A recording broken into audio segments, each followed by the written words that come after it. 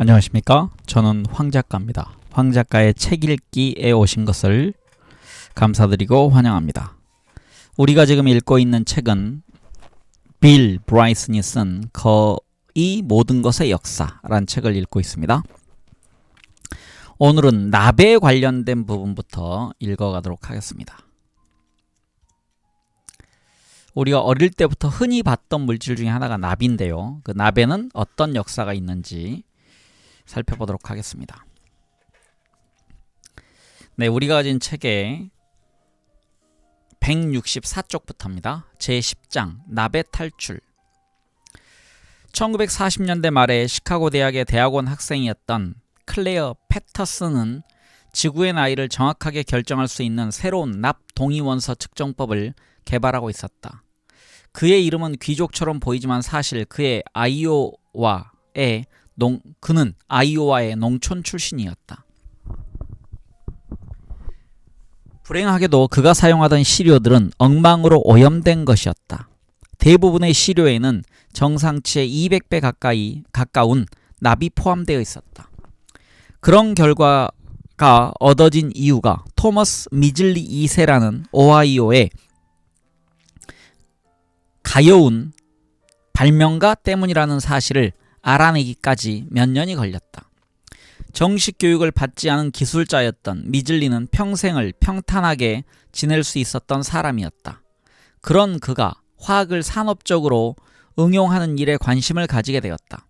1921년에 아이오와 주의 데이턴에 있는 제너럴 모터스 연구소에 근무하고 있던 그는 테트라에틸 납이라는 화학물을 연구하던 중에 그것이 자동차 엔진의 노킹 현상이라는 이상 연소를 크게 줄여준다는 사실을 발견했다.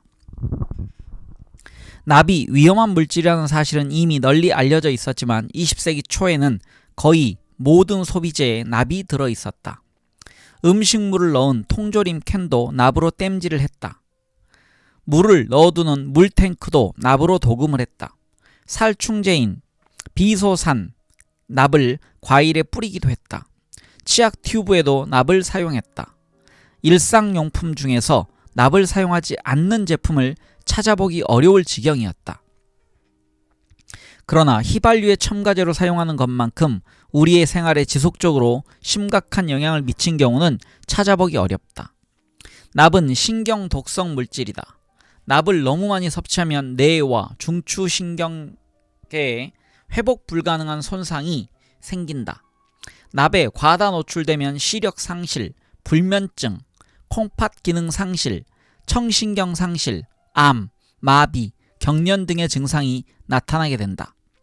극단적인 경우에는 갑자기 극심한 환상에 빠져들어서 주변 사람들을 해친 후에 결국은 혼수 상태에 빠졌다가 사망해버리기도 한다. 그러니까 아무도 납을 지나치게 섭취하고 싶어 하지는 않는다. 반면에 쉽게 추출해서 가공할 수 있는 납은 산업적으로 생산해도 큰 이익을 남길 수 있는 물질이었고, 특히 테트라에틸 납은 엔진의 노킹 현상을 막아주는 것이 틀림이 없었다.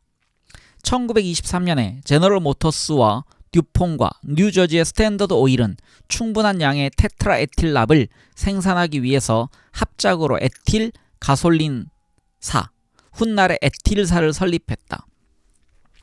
그 합작은 매우 성공적이었다. 그들은 납이라고 부르지 않고 독성이 약한 것처럼 보이도록 에틸이라고 부르던 휘발유 첨가제를 1923년 2월 1일부터 소비자들에게 공급했다. 그것도 사람들이 흔히 생각하는 것보다 훨씬 다양한 방법으로 말이다. 얼마 지나지 않아서 생산 현장의 작업자들이 비틀거리며 걷고 기억력을 상실하는 등의 납 중독 증상을 나타내기 시작했다. 그와 동시에 에틸사는 적극적으로 연관성을 부인하는 대책을 시행했고 몇십 년 동안은 그 덕을 볼 수 있었다. 화학산업의 역사를 흥미진진하게 설명한 샤론 버치 맥그레인의 화학의 프로메테우스에 따르면 회사의 대변인은 공장의 작업자들이 회복 불가능한 환각 증상을 나타내기 시작했을 때 기자들에게 너무 열심히 일을 했기 때문에 그렇게 된 모양이라고 냉혹하게 발표하기도 했다. 유연 휘발유를 생산하기 시작했던 초기에 적어도 15명의 작업자들이 사망했고 심각한 병에 걸린 사람들의 수는 알 수도 없었으며 대부분이 심각한 병에 걸렸다. 여기서 유연이란 건 납이 첨가된 그런 휘발유가 유연 휘발유가 됩니다. 요즘은 이제 우리가 사용하는 건 무연 휘발유입니다. 회사는 언제나 누출, 유출, 중독과 같은 부끄러운 사고를 철저하게 덮어버렸기 때문에 정확한 숫자를 알 수가 없다. 그러나 가끔씩은 비밀이 새나가는 경우도 있었다. 환기 시설이 고장난 공장 한 곳에서 며칠 사이에 5명의 작업자가 사망하고 35명이 영원히 걸음을 제대로 걷지 못하는 장애인이 된 1924년의 사고가 그런 경우였다. 새 제품의 위험성에 대한 소문이 알려지게 되자 에티를 개발한 원기왕성했던 토머스 미즐리는 기자들을 안심시키기 위해 실험을 공개하기로 결심했다. 회사의 안전조치에 대해서 설명을 하던 그는 자신의 손에 테트라에틸 납을 붓기도 하고 60초 동안 테트라에틸 납이 담긴 비커를 코에 대는 모습을 보여주면서 그런 일을 매일 반복해도 아무 문제가 없을 것이라고 주장했다. 사실 미즐리는 납 중독의 위험성을 너무나도 잘 알고 있었다. 몇 달 전에 그 자신이 과다 노출로 심각하게 아팠었고 기자들에게 허풍을 떨기 위해서가 아니면 그 근처에 가지도 않으려고 했다. 유연 휘발유의 성공으로 들뜬 미즐리는 당시의 또 다른 기술적 문제에 도전했다. 1920년대의 냉장고는 독성이 강한 가스가 새어나올 가능성이 있어서 매우 위험한 기계였다. 1929년 오하이오 클리브랜드에 있는 병원 냉장고의 누출 사고로 100여 명이 사망하기도 했다. 미즐리는 안정하고 불연성이고 부식성이 없으며 호흡으로 들이마셔도 괜찮은 가스를 개발하려는 연구를 시작했다. 후회하게 될 일을 해내는 초능력을 가지고 있던 그는 클로로 플루오로탄소 CFC를 발명했다. 산업적으로 생산된 제품이 그렇게 빨리 그렇게 불행한 결과로 이어졌던 경우는 드물었다. CFC는 1930년대 초부터 생산되기 시작했고 곧바로 자동차 에어컨에서 탈취제 스프레이에 이르기까지 천여 종의 제품에 사용되기 시작했다. 그러나 반세기가 지난 후에는 그것이 상층권의 오존층을 파괴해버린다는 사실이 밝혀졌다. 잘 알려진 것처럼 그것은 좋은 일이 아니었다. 오존은 산소 원자 2개로 구성된 보통의 산소와는 달리 산소 원자 3개로 된 산소의 한 형태이다. 지구상에서는 오염물질인 오존이 저 높은 곳에 성층권에서는 위험한 자외선을 흡수해주는 좋은 일을 하고 있다는 것은 화학적으로도 신기한 일이다. 그러나 그렇게 유용한 오존은 엄청나게 많은 것이 아니다. 성층권에 오존을 균일하게 분포시키면 그 두께는 겨우 0.3cm 정도에 불과하게 된다. 그렇기 때문에 오존의 균형을 깨트리기도 쉽고 순식간에 심각한 문제가 되기도 쉽다. 클로로플루오로 탄소도 역시 그렇게 흔한 물질은 아니다. 지구에 있는 CFC를 모두 합쳐도 대기의 10억 분의 1 ppb에 불과할 정도이지만 그 파괴력은 놀라울 정도이다. 1kg의 CFC는 대기 중의 오존 3만 kg을 파괴시킬 수 있다. CFC는 대기 중에서 오래 살아남기도 한다. 거의 한 세기 동안 대기 중에 머무르면서 끊임없이 혼란을 일으키게 된다. CFC는 열을 잘 흡수하기도 한다. CFC는 온실 효과를 일으키는 정도가 이산화탄소의 1만 배나 된다. 물론 온실 효과에서는 이산화탄소도 시시한 편이 아니다. 간단히 말해서 클로로플루오로탄소는 20세기 최악의 발명품 중의 하나로 밝혀졌다. 물론 미즐리는 CFC가 얼마나 파괴적인가가 밝혀지기 전에 사망했다. 그의 죽음도 기억에 남을 만큼 특별했다. 소아마비에 걸려서 다리를 절개된 미즐리는 여러 개의 도르래에 모토를 연결해서 침대에 누운 자신의 몸을 뒤척여주는 장치를 개발했다. 1944년에 그는 기계가 움직이는 과정에서 엉켜버린 줄이 목에 감겨서 질식해버렸다. 만약 어떤 것이 얼마나 오래된 것인가를 알아내고 싶다면 1940년대에 시카고 대학을 가보아야 한다. 그곳에서는 윌러드 리비가 탄소 연대 측정법을 개발하고 있었다. 그의 탄소 연대 측정법 덕분에 과학자들은 그 전에는 측정할 수 없었던 유골이나 유기물 잔해의 나이를 정확하게 측정할 수 있게 되었다. 그때까지만 하더라도 신뢰할 수 있는 연대는 기원전 3000년 정도였던 이집트의 제1왕조까지였다. 예를 들어서 마지막 대륙빙이 언제 녹아버렸고 크로마뇽인들이 언제 프랑스의 라스코 동굴을 장식했었는지를 확실하게 알아낼 수 없었다. 아주 유용한 방법을 개발했던 리비는 그 공로로 1960년에 노벨상을 받았다. 그의 방법은 모두 살아있는 생물체에 들어있는 탄소 14라는 동위원소가 죽는 순간부터 정확하게 측정할 수 있는 속도로 붕괴된다는 사실을 근거로 하고 있었다. 탄소 14는 시료의 절반이 붕괴되기까지의 반감기가 대략 5600년이다. 여기 지금 부연 설명이 밑에 있습니다. 그래서 읽어드리겠습니다. 원자들의 어떤 50%가 붕괴되고 어떤 50%가 살아남을 것인지 궁금하게 여길 것이다. 그러나 원소들의 반감기는 보통 통계표처럼 통계적인 것이기 때문에 반감기가 지날 때 원자들 중에서 어느 것이 붕괴되고 어느 것이 살아남을 것인가를 알아낼 수는 없다. 반감기가 30초인 시료가 있다면 그 속의 원자들이 정확하게 30초, 60초 또는 90초 동안만 존재하는 것이 아니다. 각각 원자들은 30의 배수와는 아무런 상관이 없는 전혀 임의적인 기간이 지나면 붕괴된다. 지금부터 2초 후에 붕괴되어 버릴 수도 있고 몇 년, 몇십 년 아니면 몇 세기가 지나도록 그대로 남아있을 수도 있다. 아무도 미리 알아낼 수는 없다. 그러나 우리가 확실하게 알 수 있는 것은 30초마다 시료의 절반이 붕괴되는 속도로 시료 전체가 줄어든다는 사실이다. 다시 말해서 반감기는 크기가 충분히 큰 시료에 적용할 수 있는 평균 속도를 나타내는 것이다. 누군가의 계산에 의하면 10센트짜리 동전은 대략 30년의 반감기를 가지고 있다고 한다. 네, 반감기란 얘기는 쉽게 얘기하면 반으로 감한다. 즉 줄어든다. 그 얘기입니다. 그래서 리비는 주어진 시료에 들어있는 탄소 중에서 얼마만큼이 붕괴되었는가를 알아냄으로써 그 시료의 나이를 아주 정확하게 알아낼 수가 있었다. 물론 한계는 있었다. 반감기가 8차례 정도 지나면 원래의 방사성 탄소 중에서 256분의 1만이 남게 되는데 그 양이 너무 적어서 신뢰할 수 있는 측정이 불가능했다. 그러니까 방사성 탄소 연대 측정법은 4만 년 정도까지만 사용할 수 있다. 이 방법이 널리 알려지게 되면서 이상하게도 그것의 문제점이 함께 드러나기 시작했다.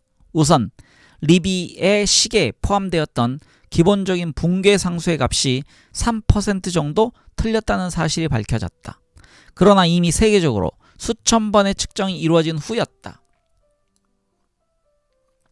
과학자들은 모든 측정 결과를 고치지 않기로 해버렸다. 그래서 팀 플래너리에 따르면 오늘날 사용된 탄소 연대 측정의 원자료는 실제보다 3% 정도 짧아졌다. 문제는 그것만이 아니었다. 탄소 14 시료는 쉽게 오염될 수 있다는 사실도 밝혀졌다. 예를 들어 시료를 채취할 때 아무도 모르게 묻은 식물성 물질의 조각도 문제가 될 수 있었다. 2만 년 이하의 시료의 경우에는 약간의 오염이 문제가 되지는 않지만 오래된 시료의 경우에는 남아있는 원자의 수가 많지 않기 때문에 심각한 문제가 된다.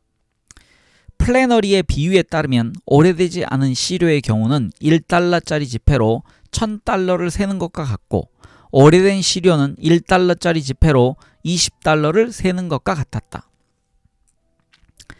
더욱이 리비의 방법은 대기 중에 탄소 14의 양과 생물체에 의해서 흡수되는 속도가 역사 이래로 일정하게 유지되어 왔다는 가정을 기초로 하고 있었다.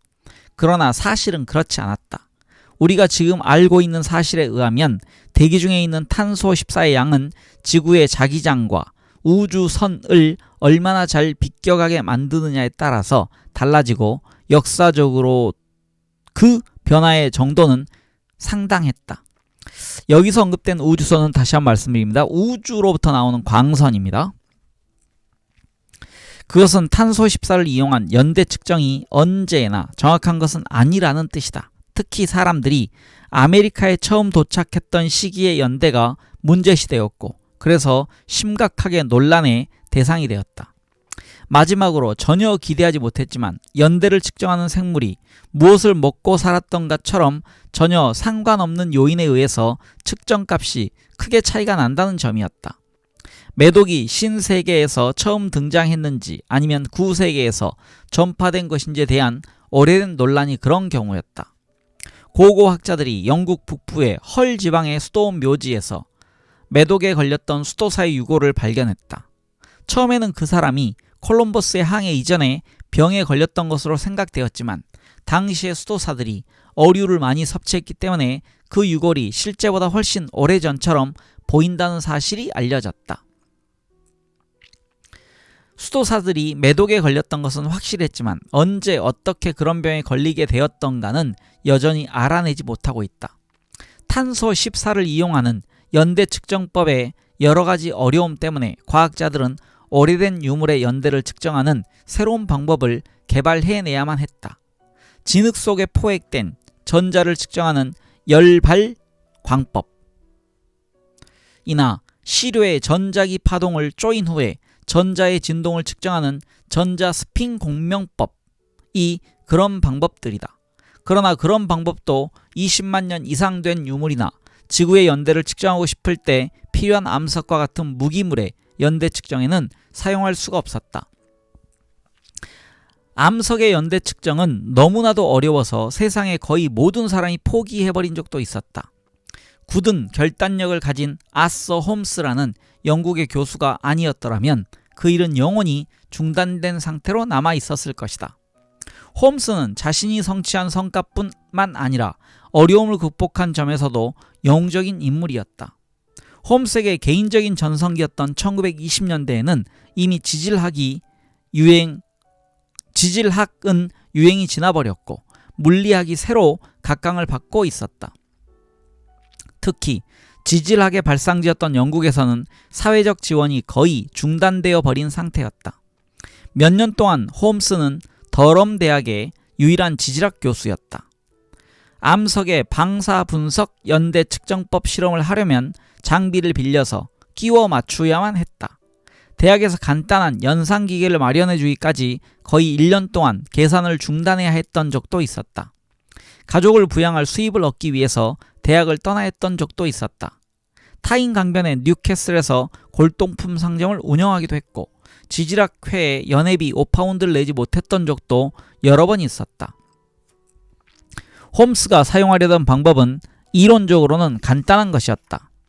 1904년에 에른스트 러퍼드가 관찰했던 것처럼 원자가 다른 원소로 붕괴되는 속도가 시계로 사용할 수 있을 정도로 일정하다는 사실을 이용하는 것이었다.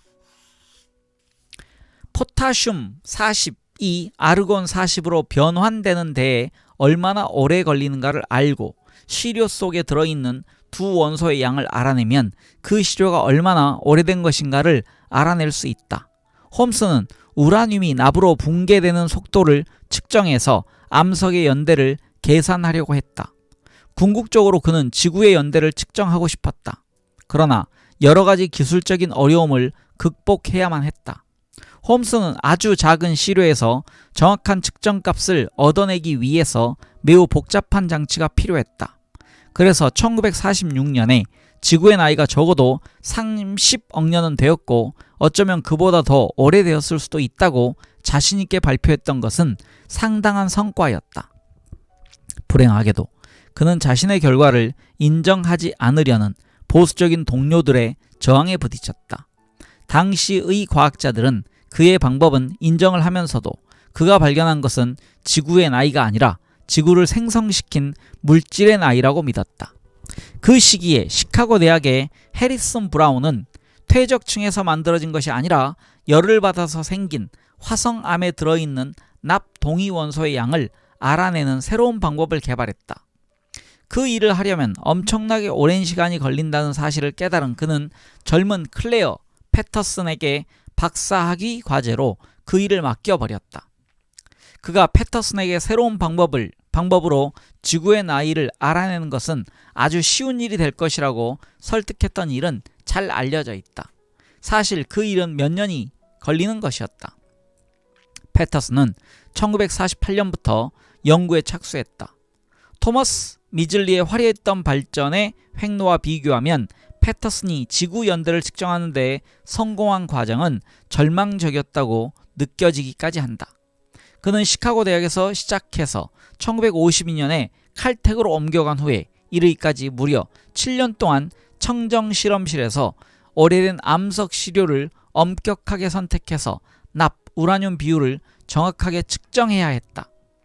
지구의 나이를 측정하려면 납과 우라늄을 포함하고 있으면서 지구만큼이나 오래된 암석 시료가 필요했다.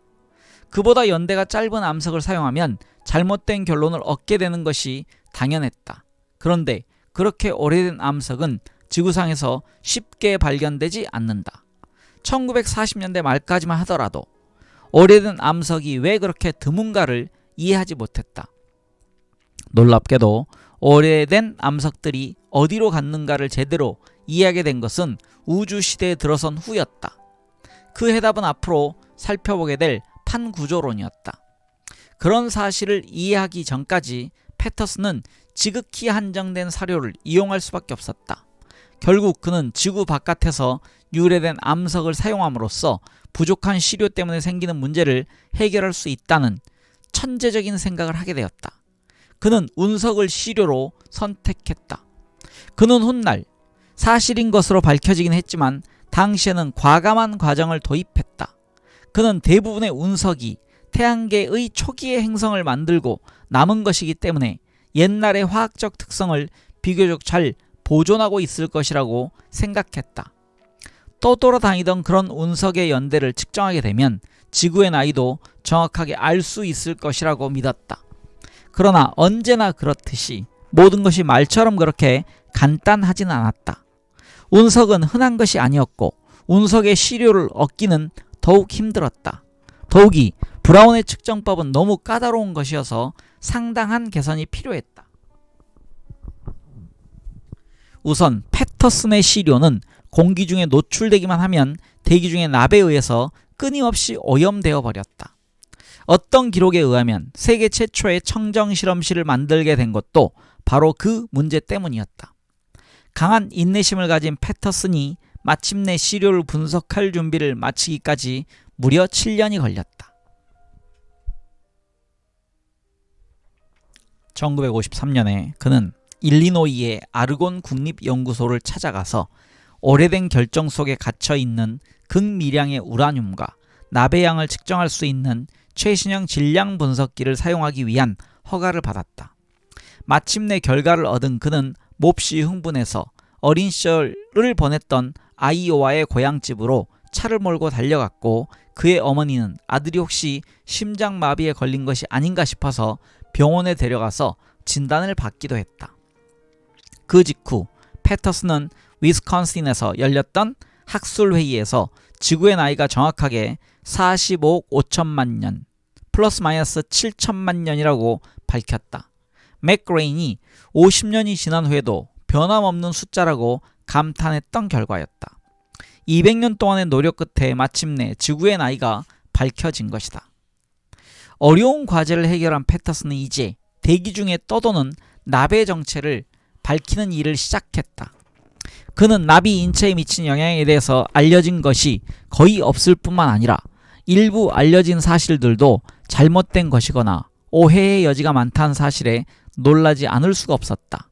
그리고 놀랍게도 지난 40년 동안에 이루어졌던 납의 영향에 대한 모든 연구는 납 첨가제 생산 회사들이 지원한 것이라는 놀라운 사실도 알아냈다.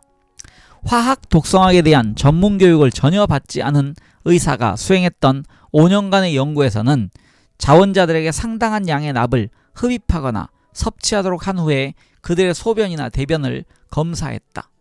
연구를 수행한 의사는 불행히도 납이 노폐물과 함께 배출되지 않는다는 사실을 모르고 있었던 모양이었다. 납은 뼈와 혈액에 축적되기 때문에 위험함에도 불구하고 뼈와 혈액에 대한 검사는 전혀 하지 않았다. 결국 의사는 납이 인체에 아무런 해를 끼치지 않는다는 결론을 얻고 말았다. 패터슨은 대기 중에 상당한 양의 납이 존재한다는 사실을 확인했다. 납은 쉽게 사라지지 않으므로 당시의 공기 중으로 배출된 납은 지금까지도 그대로 남아있을 것이다. 또한 대기 중에 떠있는 납의 90%는 자동차 배기관에서 배출된 것으로 보였지만 그런 사실을 분명하게 증명하지는 못했다. 그런 결론을 내리려면 당시 대기 중 납의 농도와 테트라에틸 납을 사용하기 시작했던 1923년 이전의 농도를 비교해 보아야만 했다. 그는 얼음에서 그런 정보를 얻을 수 있을 것이라는 생각을 하게 되었다. 그린란드와 같은 지역에서는 내린 눈이 매년 층을 이루며 쌓인다는 사실이 알려져 있었다. 계절에 따른 온도차 때문에 겨울과 여름에 내린 눈의 색깔이 조금씩 다르다. 눈이 쌓여있는 층에 따라 납의 농도를 측정하면 지난 몇백 년, 심지어는 몇천 년 중에 어느 해에 대기 중에 들어있던 납의 농도를 알아낼 수 있을 것이라고 생각했다. 그것이 바로 현대 기후학 연구의 기초가 된 빙핵 연구의 시작이었다. 패터슨이 얻은 결과에 따르면 1923년 이전에는 대기 중에 납이 거의 존재하지 않았고 그 후로는 납의 양이 지속적으로 늘어나서 위험 수위에까지 이르게 되었다는 것이었다. 이제 그에게는 휘발유의 납을 사용하지 못하게 막는 일이 평생의 목표가 되었다. 그는 큰 목소리로 납 산업계와 그로부터 이익을 얻고 있는 집단을 끊임없이 비판하기 시작했다. 그것은 몸서리 쳐지는 일이었다. 에틸사는 고위직에 많은 후원자를 가진 세계적으로 강력한 기업이었다. 이 이사들 중에는 대법원 판사였던 루이스 파월과 내셔널 지오그래픽사의 길버트 그로스베너와 같은 사람들도 있었다. 패터슨의 연구비가 갑자기 취소되면서 연구 자금을 확보하기도 어렵게 되었다.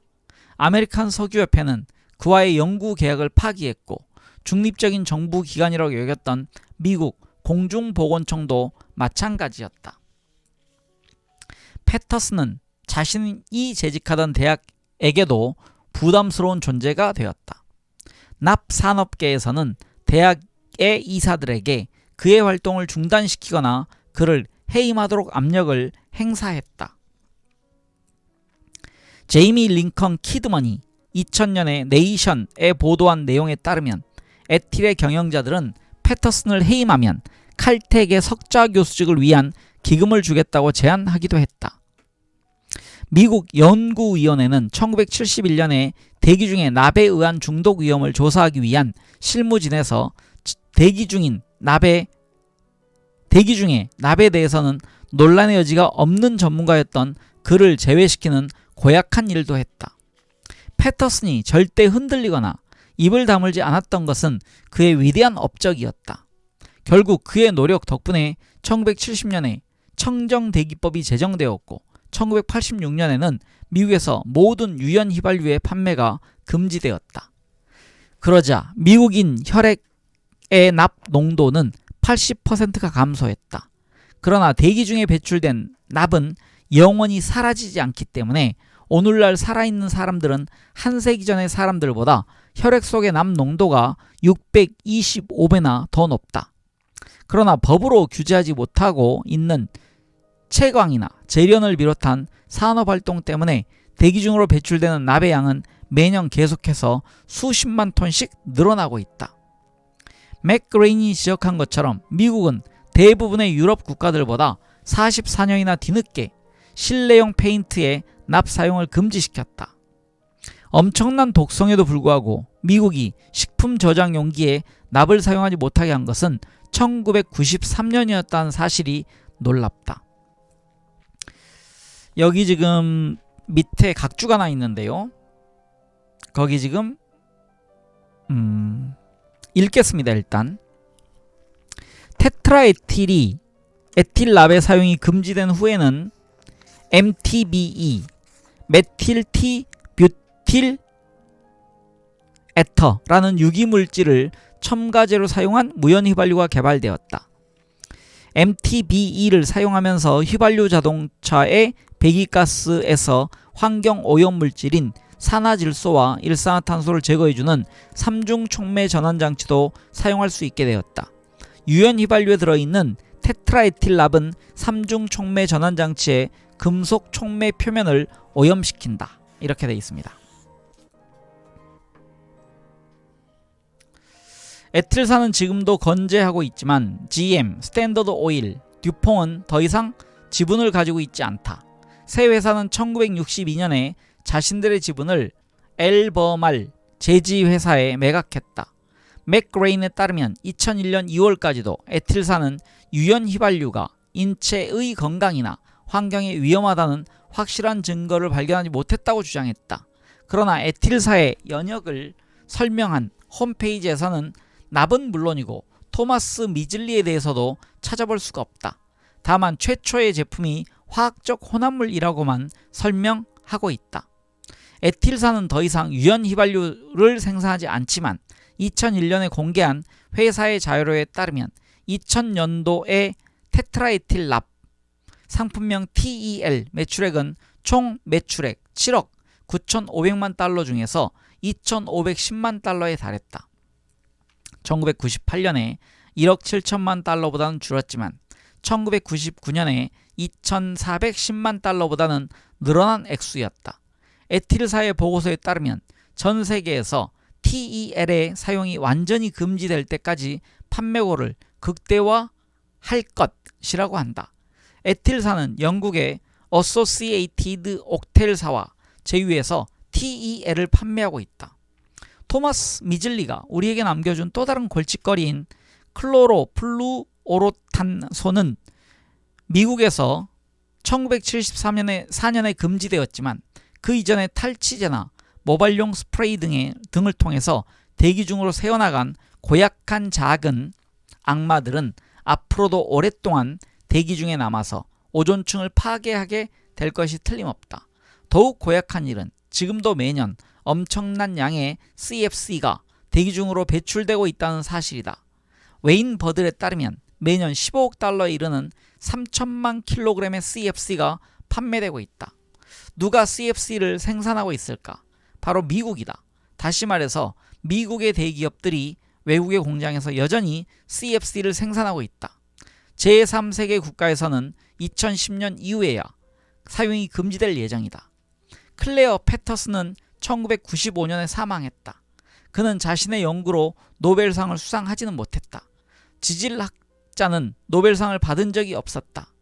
반세기 동안 꾸준하게 이타적인 업적을 쌓아왔음에도 불구하고 명성을 얻거나 관심을 끌지는 못했던 것은 더욱 안타까운 일이었다. 그는 20세기에 가장 영향력 있는 지질학자였다고 충분히 주장할 수 있다. 그렇지만 클레어 패터슨이라는 이름을 들어본 사람은 많지 않다. 대부분의 지질학 교과서에서도 그의 이름을 찾아볼 수 없다. 최근에 발간되었던 지구연대 측정의 역사를 소개한 두 권의 대중과학서에서는 그의 이름을 잘못 소개하기도 했다. 그 책이 지금 육지의 신비와 데이팅 게임에서는 그의 이름을 클레어가 아니라 CLAIR이 아니라 CLAIR이라고 소개했다. 이렇게 되어 있습니다. 발음은 클레어인데요. 스펠링을 틀렸다는 얘기입니다. 2001년 초에는 네이처의 이 책들 중에 한 권을 소개하던 서평에서 패터슨이 여성이라고 소개하는 놀라운 실수를 저지르기도 했다.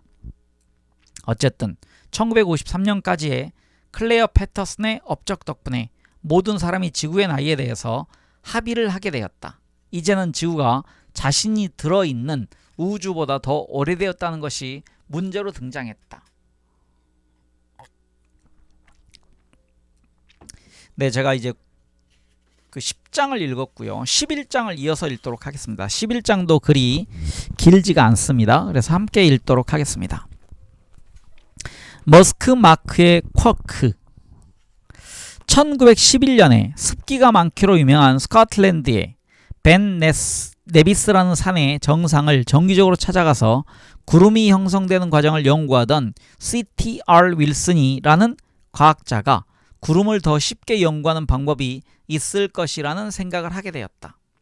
케임브리지의 캐빈디시 연구실로 들어온 그는 인공적인 구름 상자를 만들었다. 실험실 조건에서 합리적인 구름 모형이 될 수 있도록 공기 중에 있는 수분의 양을 마음대로 조절할 수 있게 만든 간단한 장치였다. 그 장치는 잘 작동했지만 뜻밖의 쓸모가 있다는 사실이 밝혀졌다. 상자 속에서 가짜 구름을 만드는 씨앗의 역할을 하도록 가속시킨 알파 입자를 통과시켰더니 마치 공중을 날아가는 비행기가 남기는 비행운처럼 눈에 보이는 흔적이 생기는 것이었다. 그것은 아원자 입자들의 실제로 존재한다는 확실한 다시 읽겠습니다. 그것은 아원자 입자들이 실제로 존재한다는 확실한 증거였다. 여기서 이제 아원자라는 얘기는 원자와 비슷하지만 원자가 아닌 걸 의미합니다. 그래서 원자보다 작은 단위, 옛날엔 없다고 얘기했던 쿼크에 대한 얘기가 지금 나오는 것 같습니다. 그 결과로부터 캐번디스에 있던 과학자 2명이 더욱 성능이 좋은 양성자 빔 장치를 만들었고, 캘리포니아 버클리 대학의 어니스트 로렌스는 널리 알려진 인상적인 사이클로트론을 만들었다. 여기 사이클로트론은요, 자기장을 이용해서 전하를 가진 입자를 원 운동을 하도록 하면서 가속하는 장치로 여기서 나오는 고속 중성자선이나 알파선과 같은 방사선은 의료용으로 사용되기도 한다라고 설명이 나와 있습니다. 새로운 장치들은 모두 양성자처럼 전하를 가진 입자를 원형 또는 직선의 궤도에 따라 충분히 빠른 속도로 가속시킨 후에 다른 입자에 충돌시켜서 어떤 파편이 떨어져서 날아가는가를 살펴보겠다는 점에서는 동일한 원리를 이용한 것이다. 그래서 원자 충돌 장치라고 부르기도 한다. 가장 난해한 과학이라고 할 수는 없었지만 매우 효과적인 장치였다. 물리학자들은 점점 더 크고 야심적인 기계를 만들어서 뮤온, 파이온, 하이퍼론, 가로열고 중핵자, 중간자, K중간자, 힉스 보손, 중간 벡터 보손, 중입자, 타키온과 같은 새로운 입자들을 발견하거나 가정하게 되었고, 그런 입자의 종류는 끝이 없어 보였다. 물리학자들조차도 불편한 지경이 되어버렸다. 엔리코 페르미는 어느 특정한 입자의 이름에 대해서 물어본 학생에게 여보게, 만약 내가 그런 입자들의 이름을 모두 기억할 수 있었다면 식물학자가 되었을 거라네 라고 대답했다. 오늘날 슈퍼 양성자, 싱크트론, 대형 전자, 반전자 가속기, 다시 읽겠습니다. 대형 전자 반전자 가속기, 대형 하드론 가속기, 상대성 중이온 가속기와 같은 가속기들의 이름은 만화 영화의 주인공 플래시 고든이 전쟁터에서 쓰는 무기의 이름처럼 보인다. 그런 가속기들은 엄청난 양의 에너지를 이용해서 입자들을 상상하기 어려울 정도로 가속시킬 수 있다. 가속기가 작동할 때 주변 도시들의 전기불이 깜빡이는 불편을 피하기 위해서 밤에만 가속기를 작동하기도 한다. 가속기에서는 전자가 1초에 6.4km의 터널을 47,000바퀴나 돌게 된다. 너무 흥분한 과학자들이 실수를 해서 블랙홀을 만들거나 또는 이론적으로는 다른 아원자 입자들에 작용하면 그 수가 걷잡을 수 없이 늘어나게 된다는 스트레인지 쿼크를 만들어내는 것이 아닐까 하고 두려워하는 사람들도 있다. 지금 이 글을 읽고 있는 사람이 있다면 그런 일이 아직까지는 일어나지 않았다는 뜻이다. 입자를 발견하려면 상당한 집중력이 필요하다. 그런 입자들은 단순히 작고 빠를 뿐만 아니라 감질날 정도로 순간적으로만 존재하기 때문이다. 입자들은 10초에 마이너스 24승초 동안만 존재했다가 사라지기도 한다. 아무리 게으른 입자라고 하더라도 10에 마이너스 7승초 이상 돌아다니는 경우는 없다. 어떤 입자들은 기가 막힐 정도로 잘 빠져나가기도 한다. 매초 지구에서 1쪽에 1조배의 1만 배, 즉 10에 28승의 작고 질량도 거의 없는 중성미자들이 쏟아져 들어오지만 거의 모두가 지구는 물론이고 그 위에 살고 있는 모든 생명체를 아무 일 없이 통과해버린다. 지구에 도달하는 중성미자들은 대부분 태양의 내부에서 일어나는 핵 분열 반응에서 쏟아져 나온 것들이다. 그 중에 몇 개라도 붙잡으려면 다른 복사의 방해를 받지 않고 폐광과 같은 지하의 방에 5만 리터의 중수소 D가 들어있는 물을 담은 통을 준비해 두어야 한다. 아주 가끔씩 지나가던 중성미자 하나가 물을 구성하는 원자의 핵에 충돌하여 아주 작은 양의 에너지를 방출하게 된다. 과학자들은 에너지가 방출되는 횟수를 세어서 얻어내는 지식으로 우주의 근본적인 성질을 조금씩 더 이해하게 된다. 1998년에 일본의 관측자들은 중성미자가 질량을 가지고 있기는 하지만 그 질량은 전자의 1000만 분의 1에 불과할 정도라고 보고했다. 오늘날 새로운 입자를 발견하려면 돈이 필요하다. 그것도 엄청난 금액이 필요하다.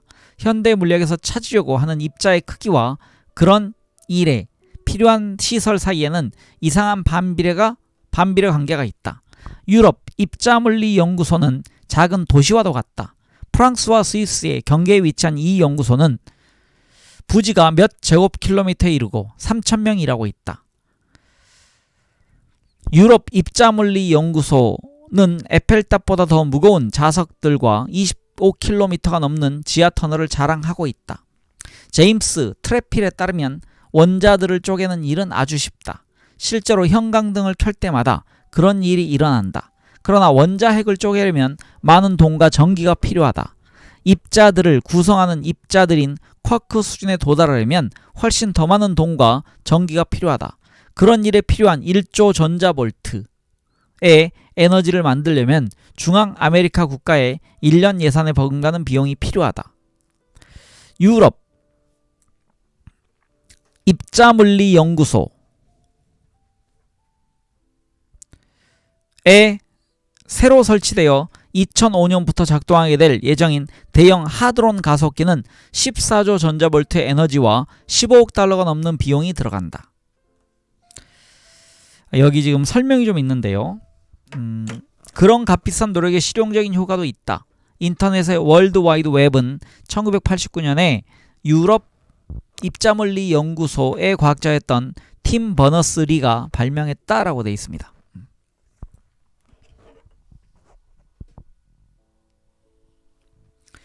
여기 지금 부연 설명이 또 있는데요. 참고로 제가 읽어드리면 여기서 원자를 쪼갠다는 것은 원자를 구성하고 있는 전자를 방출시켜 이온화시키는 것을 말하고, 원자핵을 쪼갠다는 것은 핵분열 반응으로 새로운 원자가 만드는 것을 말한다. 새로운 원자를 만드는 것이 아니고 지금 원자가 만든다고 그랬습니다. 책이 제대로 된지 제가 이해를 잘 못하는지 잘 모르겠습니다. 네, 설명이 2개 더 있는데요. 넘어가도록 하겠습니다. 그러나 그런 숫자들도 지금은 불행하게도 중단되어 버린 초전도 슈퍼가속기에 소비되었던 엄청난 규모의 투자와 그로부터 얻을 수 있었을 결과와 비교하면 아무것도 아니다. 1980년대 텍사스의 왁사하치 부근에 건설 중이던 초전도 슈퍼가속기는 미국 의회에서 스스로 거대한 충돌을 일으켜서 사라져버렸다.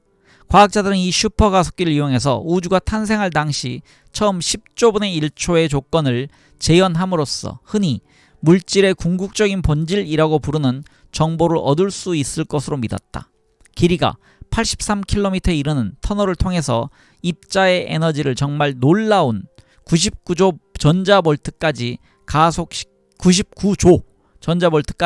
가속시킬 예정이었다. 그 계획은 정말 거대한 것이었다.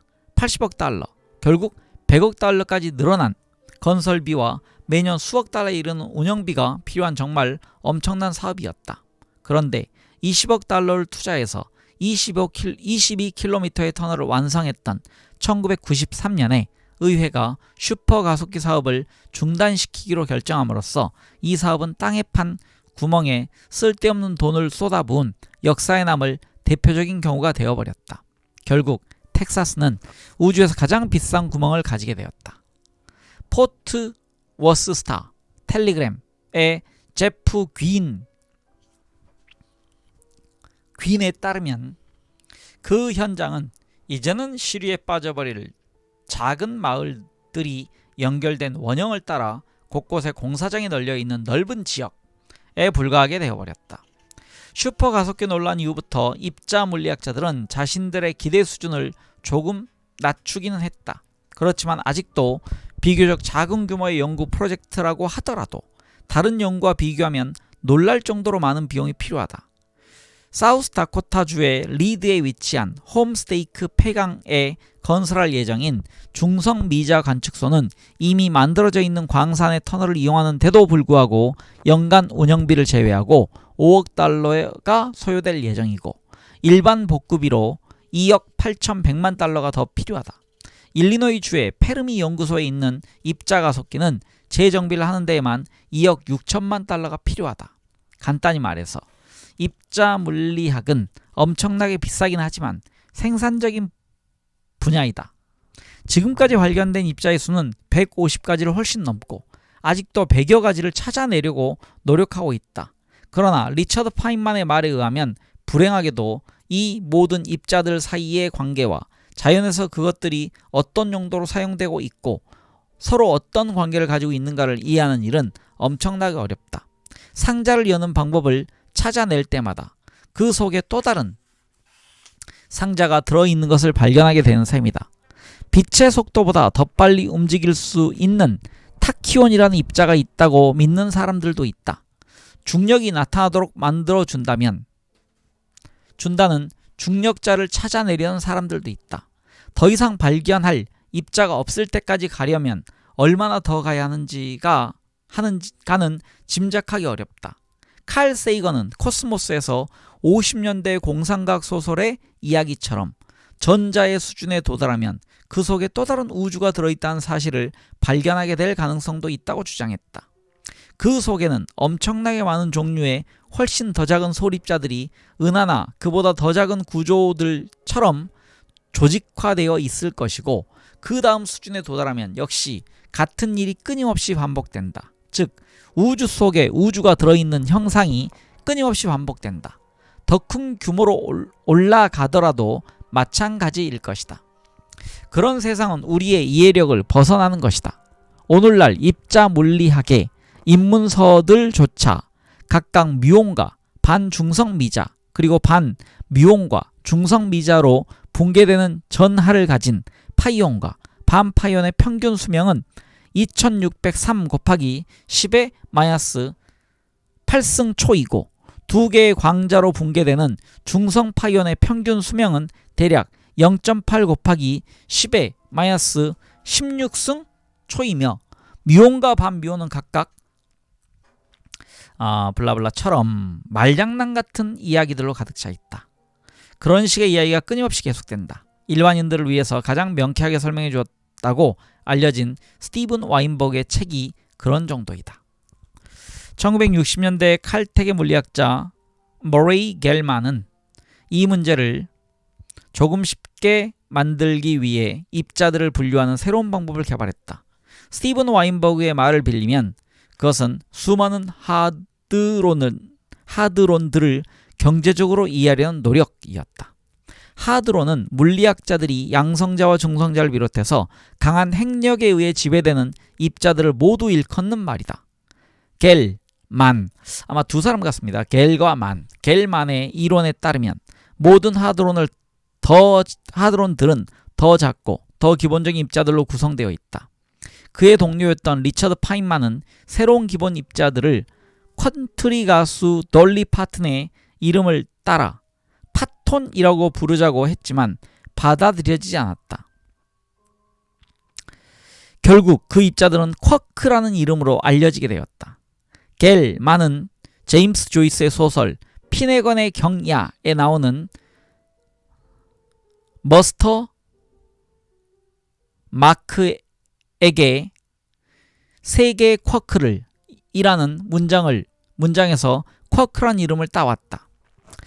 날카로운 물리학자들은 QUARK, 즉 쿼크를 LARK가 아니라 STORK처럼 발음한다.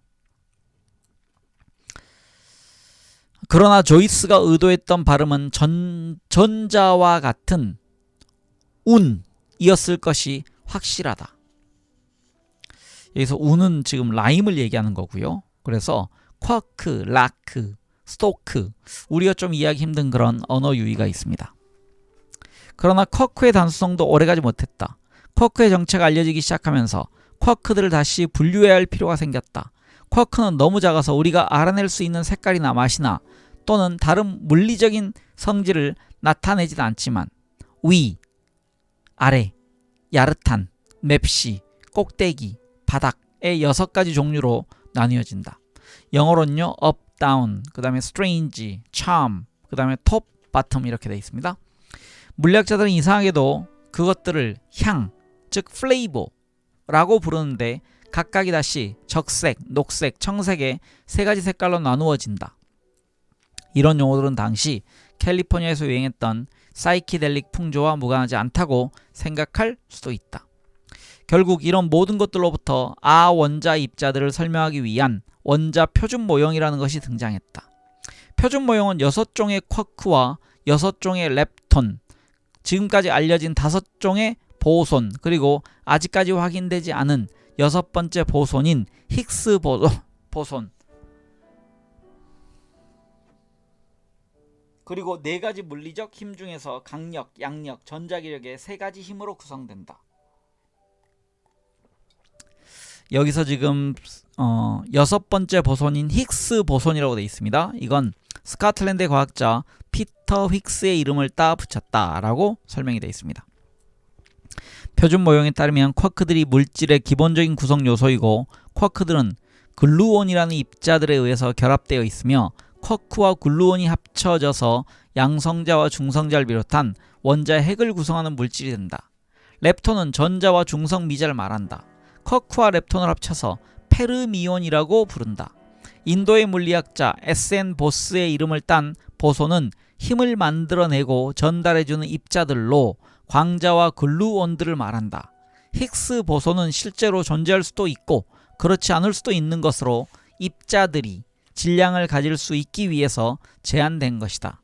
지금까지 살펴본 것처럼 표준 모형은 쉽게 이해할 수 있는 것은 아니지만 입자의 세계에서 일어난 현상들을 모두 설명할 수 있는 가장 단순한 모형이다.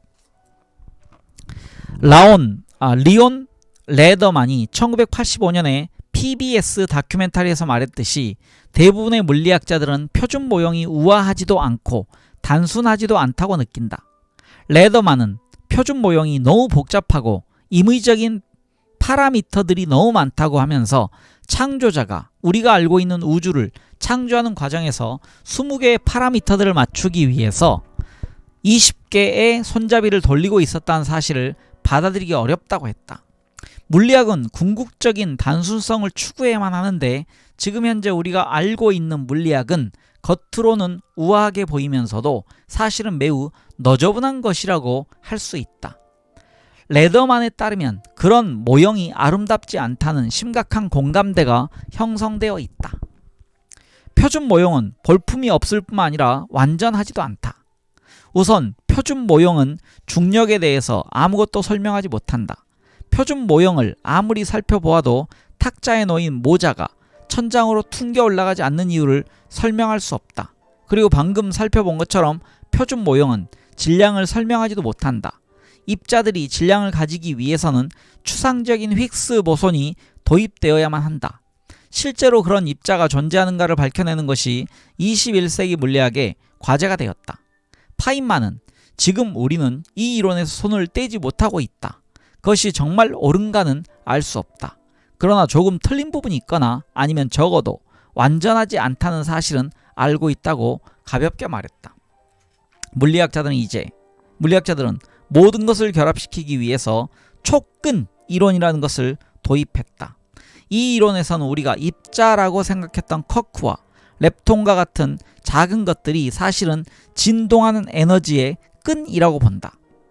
그런 끈은 11차원의 공간에서 진동하는데 우리가 알고 있는 3차원과 시간 그리고 아직 알 수도 없는 7차원을 합친 가상적인 공간이다. 그런 끈들은 점으로 된 입자들도 통과할 수 있을 정도로 충분히 작다. 물리학자들은 추가적인 차원을 도입한 촉근 이론을 이용해서 양자 법칙과 중력 법칙들을 비교적 깨끗하게 하나로 통일할 수 있었다. 그러나 이런 이론을 이용한 물리학자들의 이야기는 공원 벤치에 앉은 낯선 사람의 이야기처럼 보여서 사람들이 외면해볼 가능성이 매우 높다. 예를 들어 물리학자 미치오 카구는 촉근 이론의 입장에서 우주의 구조를 이렇게 설명한다. 헤테로형 끈은 시계 방향과 반시계 방향으로 진동하기 때문에 다른 방법으로 취급해야 하는 두 가지 진동을 가지고 있는 닫힌 끈으로 구성되어 있다. 시계 방향의 진동은 10차원 공간에서 존재한다. 반시계 방향의 진동은 26차원의 공간에서 존재하는데 그 중에서 16차원은 압축된 것이다. 본래 칼루자의 다시 읽겠습니다. 본래 칼루자의 5차원 이론에서 다섯 번째 차원은 원으로 둘러싸는 방법으로 압축되었음을 기억할 필요가 있다. 그런 식의 설명이 무려 350쪽이나 이어진다. 끈 이론은 막이라고 부르거나 또는 물리학에 빠져버린 사람들이 흔히 브레인이라고 부르는 표면들을 포함시킨 M 이론이라는 것을 파생시키기도 했다. 지식의 고속도로에서 이 정도의 막다른 길에 도달했다면 이제 일반인들은 그 고속도로를 떠나야만 할 것 같다. 일반인들을 위해서 최대한 쉽게 설명했다는 뉴욕타임스 기사가 이런 정도이다. 에크파이로틱, 즉 대충돌 과정은 무한히 먼 과거에 휘어진 5차원 공간에 서로 평형으로 놓여있던 한 쌍에 비어있던 브레인에서 시작되었다. 다섯 번째 차원의 벽을 형성하는 두 개의 브레인은 그보다 더 먼 과거에 양자 요동에 의해서 아무것도 없는 것으로부터 갑자기 튀어나와서 서로 떨어져 나갔을 수도 있다.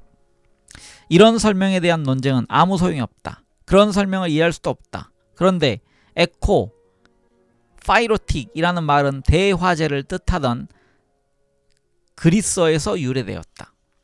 폴 데이비스가 네이처의 글에서 말했던 것처럼 이제 물리학은 비과학자의 입장에서는 옳지만 이상하게 보이는 것과 완전히 미쳐버린 것을 구별하기가 거의 불가능한 상황에 이르러버렸다. 2002년 가을에 프랑스의 쌍둥이 물리학자 이고리 보그다노프와 그리카 보그다노프가 허수의 시간과 쿠보 슈빙거 마틴 조건 등의 개념을 도입해서 물리학과 우주의 성질이 탄생하기 이전이었기 때문에 다시 읽겠습니다. 물리학과 우주의 성질이 탄생하기 이전이었기 때문에 전혀 알 수 없다고 생각해왔던 대폭발 이전의 우주에 해당하는 아무것도 없는, 즉 영어로 nothingness 우주를 설명하겠다는 야심찬 이론을 발표하면서 문제는 더욱 어려워졌다.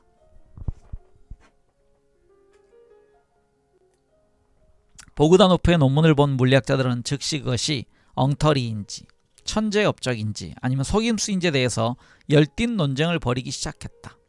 콜롬비아 대학의 물리학자 피터 보이트는 뉴욕타임스 기자에게 과학적인 면에서는 거의 완벽한 엉터리지만 지금은 대부분의 다른 논문들과 구별이 되지 않는다고 말했다. 스티븐 와인버그가 현대 과학 철학자의 지도자라고 불렀던 칼 포퍼는 언젠가 모든 설명이 추가적인 설명을 필요하기 때문에 물리학의 궁극적인 이론은 존재하지 않고 더 근본적인 원리의 무한한 연쇄고리가 만들어질 뿐이라고 말한 적이 있었다. 어쩌면 그런 지식은 우리가 닿을 수 없는 곳에 있을 수도 있다. 와인버그는 최종 이론의 꿈이라는 논문에서 지금까지는 다행스럽게도 우리의 지적 자원이 고갈되지 않은 것으로 보인다고 말했다. 이 분야는 앞으로 더욱 발전하게 되겠지만 그런 지식도 역시 대부분의 일반인들이 이해할 수 있는 수준을 넘어설 것은 거의 확실하다. 20세기 중반의 물리학자들이 매우 작은 세상을 혼란스러운 눈빛으로 들여다보고 있는 동안 천문학자들도 역시 우주 전체에 대한 이해가 얼마나 불완전한가를 깊이 인식하게 되었다. 앞에서 설명했듯이 에드윈 허블은 우리 눈에 보이는 거의 모든 은하들이 우리로부터 멀어지고 있으며 더 멀리 있는 은하일수록 더 빠른 속도로 멀어져 가고 있다는 사실을 밝혀냈다. 즉 은하가 멀어져가는 속도가 은하까지의 거리에 거의 비례하기 때문에 HO equals V 그 다음에 슬래시 D라는 간단한 식으로 표현될 수 있다는 사실도 알아냈다. 여기서 HO는 상수이고 B는 은하의 후퇴 속도, 그리고 D는 우리로부터 은하까지의 거리를 나타낸다. 그래서 HO는 허블 상수라고 부르고 그런 관계식을 허블 법칙이라고 부르게 되었다. 허블은 그런 식을 이용해서 은하의 나이가 대략 20억 년 정도일 것이라고 주장했다. 지구를 비롯한 우주의 많은 것들이 그보다 훨씬 더 오래되었을 것이라는 사실은 이미 1920년대 말부터 거의 확실하게 밝혀져 있었기 때문에 허블의 계산 결과는 이상한 것이었다. 그래서 이 숫자를 더 정확하게 수정하는 일이 우주론의 가장 중요한 과제가 되어버렸다. 허블 상수에 대해서 유일하게 변하지 않고 있는 것은 그 값이 얼마인가에 대한 의견이 매우 다양하다는 사실이다. 천문학자들은 1956년에 세페이드 변광성의 밝기가 생각했던 것보다 훨씬 다양하다는 사실을 알아냈다. 세페이드 변광성은 모두 같은 것이 아니라 두 종류로 나누어진다. 그런 사실을 이용해서 다시 계산한 우주의 나이는 70억 년에서 200억 년 사이가 되었다. 그 값이 아주 정확하진 않았지만 적어도 지구의 생성을 설명할 수 있을 정도로 오래되었다는 사실은 확인이 되었다. 그 윌슨산 천문대에서 허블의 자리를 이어받은 앨런 샌디지와 프랑스 태생의 텍사스 대학 천문학자 제라드 드 보쿨레르 사이에 오랜 논쟁이 시작되었다. 샌디지는 몇 년에 걸친 계산 끝에 허블 상수의 값이 50이고 따라서 우주의 나이는 200억 년이라고 결과를 얻었다. 그러나 드 보쿨레르는 허블 상수의 값이 100일 것이라고 확신하고 있었다. 그런 값을 사용하면 우주의 크기와 나이는 샌디지가 얻었던 결과의 절반으로 줄어들어서 우주의 나이는 100억 년이 된다. 1994년에 캘리포니아주에 있는 카네기 천문대의 연구진이 허블 우주망원경을 허블 우주망원경의 관측 자료를 다시 분석해본 결과에 따르면 우주의 나이가 80억 년 정도에 불과할 수도 있다고 밝혀짐으로써 문제는 더욱 불확실하게 되어버렸다. 그런 주장을 했던 사람들조차도 그 같은 우주에 존재하는 일부 항성들의 역사보다 더 짧은 것이라는 사실을 인정해야 했다. 2003년 2월에는 나사와 멜랜드 고더드 우주비행센터의 연구진이 윌킨스 마이크로파 B등 방성 위성이라는 신형의 최첨단 인공위성으로 얻은 관측 자료를 근거로 우주의 나이가 137억 년이고 오차 범위가 1000만 년이라는 신뢰할 수 있는 결과를 발표했다. 적어도 당분간은 논란이 끝난 것처럼 보인다. 우주에 대해서 정확한 결론을 얻기 힘든 이유는 관측 자료의 해석이 쉽지 않기 때문이다. 그런 사정은 밤에 야외에 나가서 멀리 있는 두 개의 전등이 얼마나 멀리 떨어져 있는가를 알아내려고 하는 경우를 생각해보면 쉽게 이해할 수 있다. 여기서 지금 허블 상수에 대한 논란이 밑에 설명으로 되어 있는데요. 이 부분은 읽지 않도록 하겠습니다.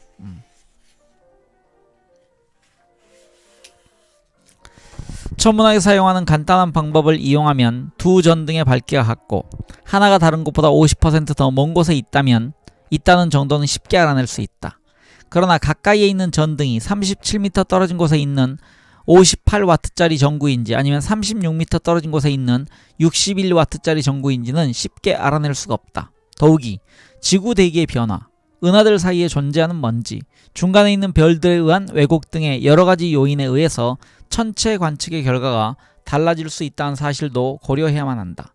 결국 모든 계산에서는 어쩔 수 없이 끝없이 이어지는 가정들을 도입해야만 하고 그런 가정들이 모두 반박의 가능성을 제공하게 된다.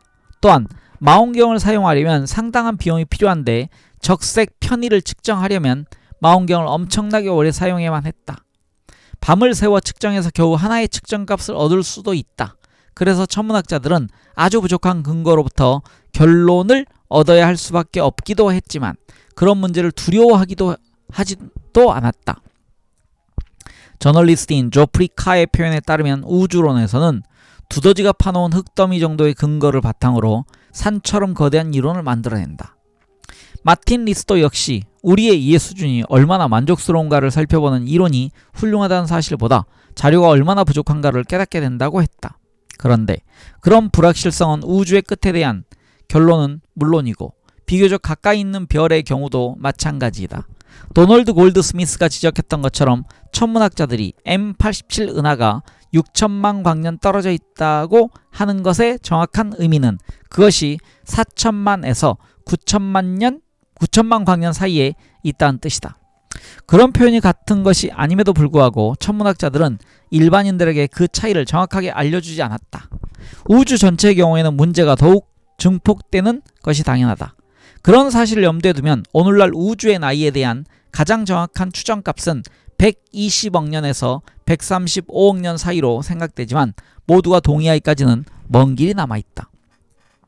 최근에 제시된 이론 중에서 흥미로운 것은 우주가 생각했던 것만큼 그렇게 크지 않다는 것이다. 먼 곳에 보이는 은하들 중에는 휘어진 빛에 의한 반사 때문에 생긴 허상에 불과할 수도 있기 때문이다. 우주가 무엇으로 구성되어 있는가처럼 아주 초보적인 수준에서도 우리가 모르고 있는 것이 엄청나게 많은 것이 현실이다. 우주의 모든 것들을 설명하기 위해서 필요한 물질의 양에 대한 과학자들의 계산도 실망스러울 정도이다. 적어도 우주의 80%, 어쩌면 90%가 그 본질 때문에 우리에게는 보이지 않는다는 프리츠 츠비키의 암흑물질로 구성되어 있는 것으로 보인다. 우리가 볼 수도 없는 것으로 채워진 우주에 살고 있다고 생각하면 분통이 터지기도 하지만 우리가 그런 곳에 사는 것은 어쩔 수가 없다. 그러나 적어도 우리의 우주를 그렇게 만들어준 두 범인의 이름은 아주 재미있다. 그 범인들은 대폭발에서 남게 된 보이지 않는 물질의 작은 알맹이에 해당하는 WIMP, Weakly Interacting Massive Particle, 우리말로 하면요, 약하게 상호작용하는 거대한 입자라고 되어 있습니다. 또는 블랙홀, 감색 외성 또는 다른 아주 희미한 별을 뜻하는 MACHO, Massive Compact Hollow Object 중에 하나일 것으로 추정된다. 이거는 우리말로 해석하면 거대한 압축 신성 사물, 할로는 후광 사물. 우리말로 옮길 수가 없는 말인 것 같습니다. 입자 물리학자들은 WIMP를 이용한 입자적 설명을 선호하고 천체 물리학자들은 MACHO를 이용한 항성적 설명을 좋아한다. 한동안 MACHO가 승리하고 있는 것처럼 보였지만 충분한 수의 MACHO가 발견되지 않자 여론은 WIMP 쪽으로 기울어지고 있다. 그러나 WIMP는 아직까지도 발견된 적이 없다. WIMP가 존재한다고 하더라도 그것들은 약한 상호작용을 하기 때문에 알아내기는 쉽지 않다. 우주선에는 너무 많은 잡음이 들어있다. 그래서 과학자들은 땅속 깊은 곳으로 들어가야만 한다. 지하로 1km 들어가면 우주선의 양은 지표면에서보다 100만 분의 1로 줄어들 것이다. 그러나 어떤 사람의 표현에 의하면 그런 사실들을 모두 고려하더라도 우주의 대차대조표에서 3분의 2가 비어있다. 지금은 그것을 어느 곳엔가 존재하는 암흑의 알 수 없는 물체로 반사도 하지 않고 검출도 할 수 없다는 뜻으로 DUNNOS Dark Unknown Non-Reflective Non-Detectable Object Somewhere라고 불러도 좋을 것 같다. 설명하면요, 어둡고 미지에 반사하지 않는, 추적되지 않은 사물 어딘가에 있는 그런 뜻입니다. 위에 설명해 놓은 건가요? 어느 곳엔가 존재하는 암흑의 알 수 없는 물체로 반사도 하지 않고 검출도 할 수 없다는 그런 뜻입니다. 최근에 밝혀진 증거에 의하면 우주의 은하들은 우리에게서 멀어져 가고 있을 뿐만 아니라 그 속도도 점점 더 빨라지고 있다. 그런 결과는 모든 예상을 벗어나는 것이다. 우주는 암흑물질 뿐만 아니라 암흑에너지로도 채워져 있는 것처럼 보인다. 과학자들은 그것을 진공에너지 또는 더 이국적인 제5원, 여기서 원은 으뜸 원자입니다. 제5원이라고 부르기도 한다. 그것을 무엇이라고 부르거나 상관없이 아무도 설명하지 못하는 것을 설명하는 방법이 될 것처럼 보인다. 그런 이론에 따르면 빈 공간은 전혀 비어있는 것이 아니고 물질과 반물질이 갑자기 튀어나왔다가 다시 사라진 일이 끊임없이 이어지며 그것 때문에 우주는 점점 더 빠른 속도로 바깥쪽으로 밀려나게 된다. 뜻밖에도 이런 모든 것을 한꺼번에 해결해 주는 것이 바로 아인슈타인이 우주의 가상적인 팽창을 막기 위해서 일반 상대성 이론에 넣은 후에 내 인생의 가장 큰 실수라고 불렀던 바로 그 우주 상수이다. 이제 보면 그는 모든 것을 옳게 보았던 모양이다. 결국 우리는 나이를 정확하게 계산할 수 없고 거리를 알 수 없는 곳에 있는 별들에 둘러싸여서 우리가 확인도 할 수 없는 물질로 가득 찬 채로 우리가 제대로 이해할 수도 없는 물리학 법칙에 따라서 움직이는 우주에 살고 있다는 셈이다. 조금은 불안한 수준에서 이야기를 마치고 다시 지구의 문제로 돌아가서 우리가 이해하고 있는 것에 대해서 살펴보기로 하자. 지금쯤 우리가 지구마저도 완전히 이해하지 못하고 있으며 지금 우리가 이해하고 있는 것을 알아낸 것도 그리 오래전이 아니었다는 이야기를 들어도 놀랍지 않을 것이다. 네, 11장을 읽었는데요. 10장은 좀 쉬웠고요. 11장은 지금 우주에 관련된 또 알 수 없는 얘기가 막 나왔습니다. 그래서 저는 이 책을 읽을 당시에 상당히 재밌게 읽었거든요. 근데 방금 내용을 보면 제가 왜 그 당시 이걸 재밌게 읽었었는지를 지금 기준으로 생각해보면 참 이해하지 못할 일인 것 같습니다. 어려운 부분, 천체 물리학자들이 저런 연구와 주장을 하는구나 정도 이해하는 것으로 만족하시기 바랍니다.